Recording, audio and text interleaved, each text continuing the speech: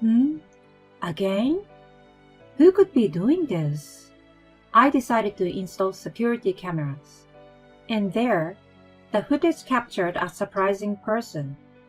Inside the garbage bag, there was something I never expected. My name is Samantha, a 32 years old office worker. Currently, I'm in a relationship with a man named Joel. We met through work. Joel used to come to the company I work for frequently for business purposes. He was friendly and sociable, so he often talked to not only the assigned staff, but also other employees, including me. He even invited me and my colleagues to a drinking party. Through that drinking party, I exchanged contact information with him. He was very interesting, and even before we started dating, we exchanged messages almost every day. After that, we started going out for drinks together. He had a cheerful and lively personality, but when we were alone, he would become a bit more calm, and I found myself more and more attracted to him. And one day, he confessed his feelings to me. I want to date you with marriage in mind. I was extremely happy to hear that. The fact that he mentioned marriage as a consideration showed that he was serious about me. Of course, the answer was yes, and we started dating. Our relationship with Joel began, and it was a lot of fun. He knew various dating spots and came up with different date plans for me. Thanks to him, I was able to have many enjoyable experiences and discover new things even in places I thought I already knew. We continued our relationship smoothly from then on. Around 2 years into our relationship, Joel proposed to me one day. I want to be with you every day for the rest of my life, Samantha. So, will you marry me? Yes, I will. Thank you. And so, we decided to get married. I went with him to his parents' house. Nice to meet you. I'm Samantha. Hi. Good to finally meet you, Samantha. His mother seemed like a kind person. His father had already passed away due to illness a few years ago. What made you like Joel? She asked me that question. I think it's because he's kind and funny. Yes, indeed. Joel is good at talking, isn't he? Just like a salesman, I suppose? Oh yes, I can see that. He's doing a job that suits him well. What with you too? You don't have to praise me like that. The introduction went smoothly and was quite enjoyable. It seemed like I wouldn't have to worry much about issues with my mother-in-law after marrying Joel. Also, I didn't know this before, but my house and Joel's parents' house were very close to each other. If I had known it was this close, I would have come to visit earlier. Sorry about that. But if I had known that my girlfriend's parents' house was nearby, it would have made me a bit more conscious. Like, I should go and greet them, you know? Well, you have a point. I thought we could wait until we got married for things like that. That's why I brought it up now. I see. But once we are married, we can easily visit my mom whenever we want. That's a good thing, right? Yes, you're right. His mother was listening to our conversation with wide eyes. When you get married, won't you rent a new place? Are you going to live in Samantha's apartment together? Samantha's house is actually an inherited property from her late grandparents. Oh, I see. Actually, my parents passed away in an accident, and I was taken in by my grandparents and raised by them since I was young. Both of my grandparents have also passed away, so now I live alone in that spacious house. We've been discussing living together there once we are married. I see. I didn't know that. It's unfortunate about your parents. If you two have talked it over and made that decision, then it's fine. Congratulations on your marriage, Samantha and Joel. Thank you, Mom. Samantha, if you ever need anything, feel free to come to me. Thank you very much. His mother seemed really kind, and I was relieved. As I thought that, I went home with Joe. Most of his belongings had already been moved, and it felt like he was already halfway living in my house. Your mom seems like a really kind person. I'm glad. You think so? Well, I don't consider myself that kind, to be honest. Really? I think you are incredibly kind. You saying that makes you the kind one, Sam? Oh, really? We laughed while complimenting each other, with the belief that we could have a happy married life together. We had our wedding ceremony. We hadn't shared the fact that Joe and I were dating with our colleagues at work. So when they heard about our marriage, they were surprised. But they said we looked good together and congratulated us. Many people attended our wedding. I think it was wonderful that we were able to have a happy wedding ceremony. After that, we started our newlywed life. Since we were practically living together already, there wasn't much change in our daily life. However, being newlywed had a mysterious power that made everything feel fresh and exciting. Even after marriage, I continued working, and we both had jobs. My husband wasn't good at household chores, especially cooking. So I took charge of cooking, and he helped with other chores like cleaning and laundry. At first, he was still getting used to it, but he tried his best with cleaning. It's really appreciated to have a husband who cooperates with household chores. In this way, we smoothly enjoyed our newlywed life, and I felt happy every day. But less than a year of marriage, my husband started going on business trips more frequently. I will be going on a business trip for about a week. Huh? Again? You've been going on a lot of trips lately. Well, they seem to have high expectations of me. They've entrusted me with some important tasks. I see. Well, you'll have to do your best then. Yeah, sorry for leaving the house again. It's okay. Take care, alright? Although I said those words, I felt a bit lonely. We're still newlyweds, and yet, they keep increasing the number of business trips. What is the company thinking? I almost wanted to complain, but work is work. Besides, we might have children in the future, so it's important to have savings. So it's crucial for my husband to achieve results in his work. A few months later, my husband was given another long-term assignment. They want me to go on a business trip for about 3 months this time. Huh? 3 months? They want me to go and provide support from headquarters as they set up a new branch. That's a really important job. Yeah, they have high expectations of me. But 3 months will be tough. I'm sorry, Samantha. It's okay. But you will have weekends off, right? Can you come back on weekends? I'm not sure.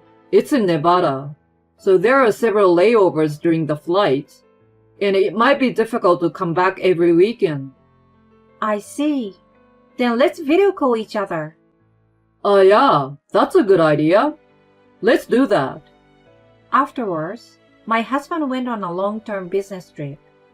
I felt a bit lonely living alone. But then, a certain problem arose.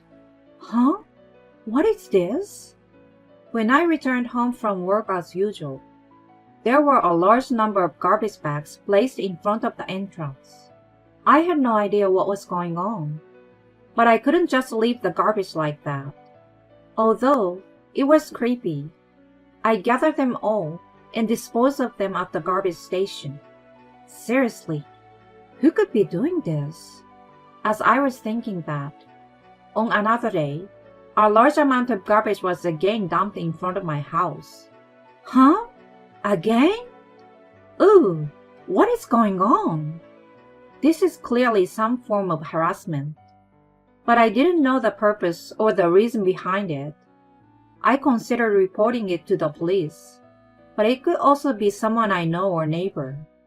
Thinking that way, I decided to investigate on my own. I decided to install security cameras. And there, to my surprise, I saw the person responsible. It turned out that it was my mother-in-law, who was dumping the large amount of garbage bags. Why would my mother-in-law do such a thing? From then on, the garbage was repeatedly dumped in the same manner, and it was always my mother-in-law. Why would she do something like this? I couldn't understand why my mother-in-law would engage in such harassment. I grabbed the garbage bags and immediately headed towards my mother-in-law. "Oh, Samantha, what's the matter?" What exactly is going on? Why are you dumping this garbage in front of my house?" "Well, it's for the purpose of harassing you." To my surprise, my mother-in-law boldly admitted to it. "Harassment? That's terrible." "Oh, stop being so annoying. I've never liked you from the start." "What do you mean you've never liked me? Have I done something to inconvenience or offend you? Why do I have to hear such things?" As I trembled with anger, my mother-in-law handed something to me. It was the screen of her smartphone. Huh? On the screen, there was a message that said, "Look inside the garbage bags." I was puzzled as I opened the garbage bags, and inside the bags, there was something I never expected to find. This is... "Samantha, that's enough. If you have time to bother me, go home." I followed her instructions and immediately returned home. Inside the garbage bags I saw, there were photos of my husband. My husband was having an affair. What my mother-in-law had put in the bag were evidence photos and copies of documents related to the affair. And she did all of that to make me aware of it. But why would she choose such a method? It bothered me, but I couldn't find an answer no matter how much I thought about it. First and foremost, I needed to prepare for a divorce from my husband. I immediately consulted a lawyer's office. The lawyer assured me that with this much evidence, there shouldn't be any problems.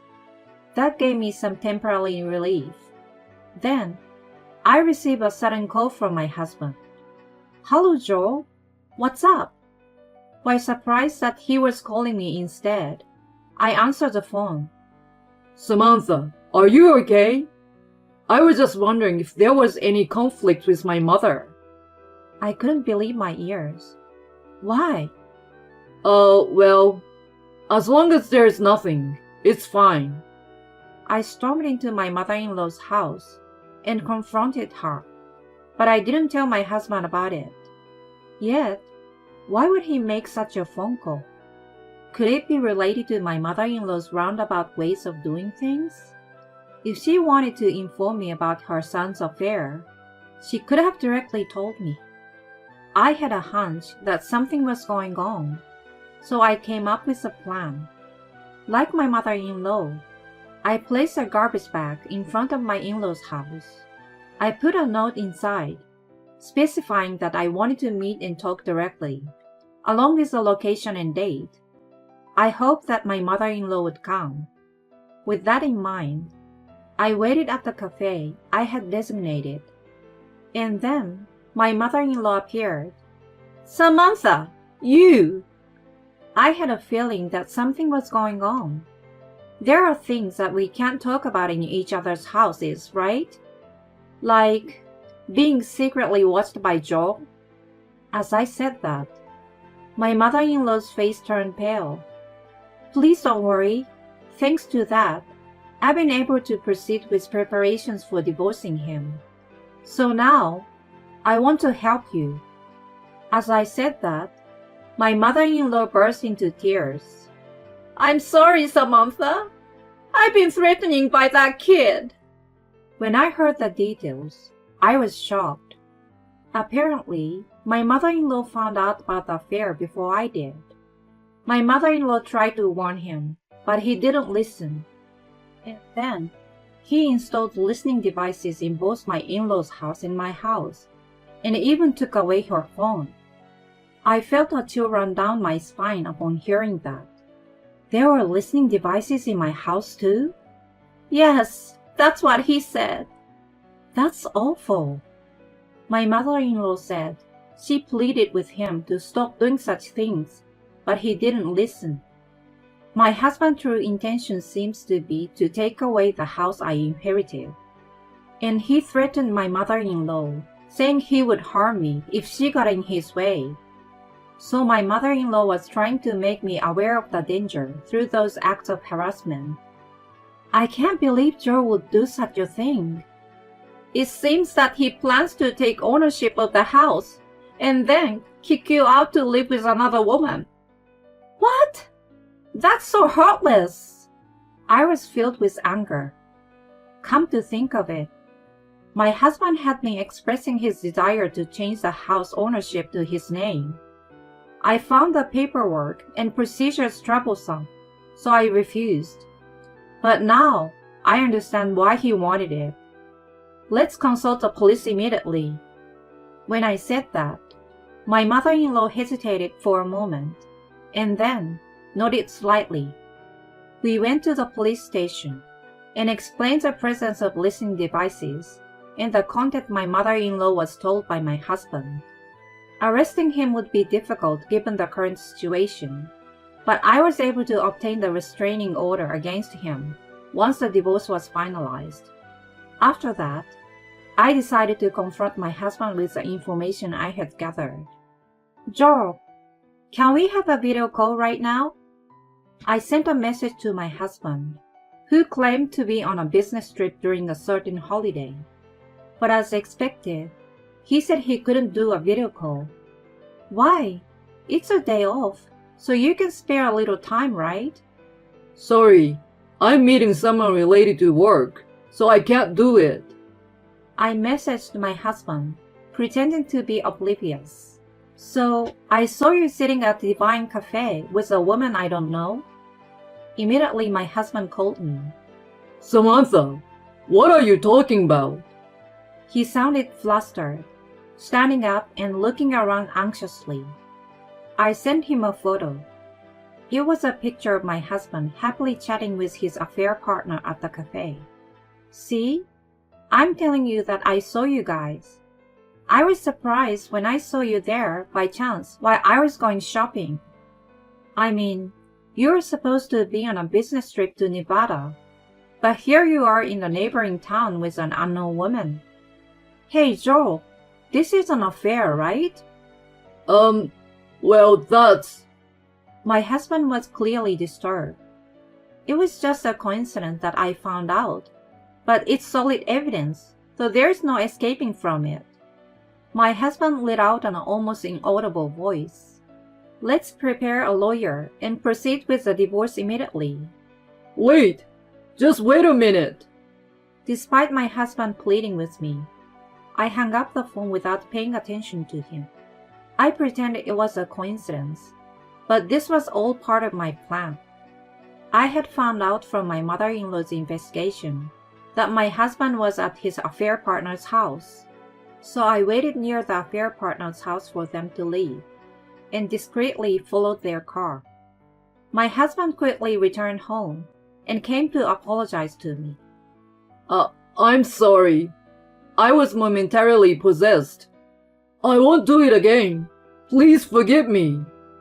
My husband apologized as he came forward. There's no way I can forgive you. You were pretending to be on a business trip while living at your affair partner's place, right? I can't continue our marriage with such a liar.